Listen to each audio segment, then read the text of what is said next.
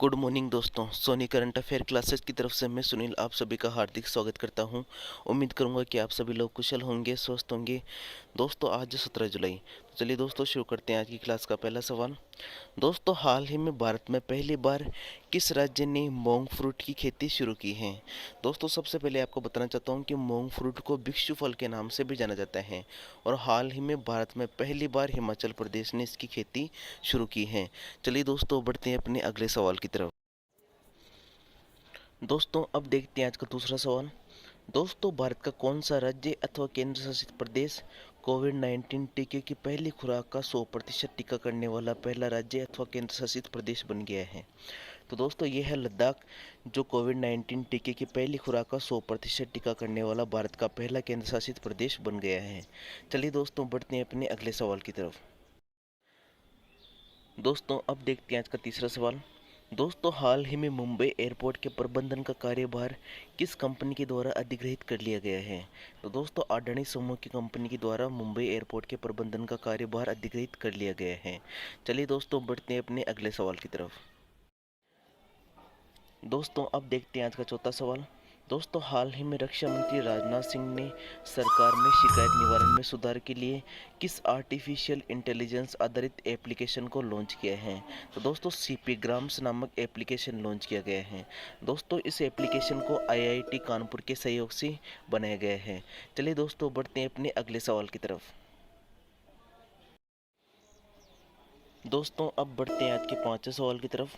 दोस्तों हाल ही में इजराइल में दूतावास खोलने वाला पहला खाड़ी देश कौन बन गया है? तो दोस्तों संयुक्त अरब अमीरात इजराइल में दोस्तों अब देखते हैं आज का चौथा सवाल। दोस्तों हाल ही में रक्षा मंत्री राजनाथ सिंह ने सरकार में शिकायत निवारण में सुधार के लिए किस आर्टिफिशियल इंटेलिजेंस आधारित एप्लीकेशन को लॉन्च किया है? तो दोस्तों सीपी ग्राम्स नामक एप्लीकेशन लॉन्च किया गया है। दोस्तों इस एप्लीकेशन को आईआईटी कानपुर के सहयोग से बनाया गया है। चलिए दोस्तों बढ़ते हैं अपने अगले सवाल की तरफ। दोस्तों अब बढ़ते हैं आज के पांचवें सवाल की तरफ। दोस्तों हाल ही में इजराइल में दूतावास खोलने वाला पहला खाड़ी देश कौन बन गया है? तो दोस्तों संयुक्त अरब अमीरात इजराइल में दूतावास खोलने वाला पहला खाड़ी देश बन गया है। चलिए दोस्तों बढ़ते हैं अपने अगले सवाल की तरफ। दोस्तों देखते हैं आज का छठा सवाल। दोस्तों हाल ही में किस राज्य ने बाइक टैक्सी योजना शुरू की है? तो दोस्तों कर्नाटक के द्वारा हाल ही में बाइक टैक्सी योजना शुरू की गई है।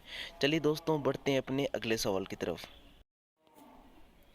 दोस्तों अब देखते हैं आज का सातवां सवाल।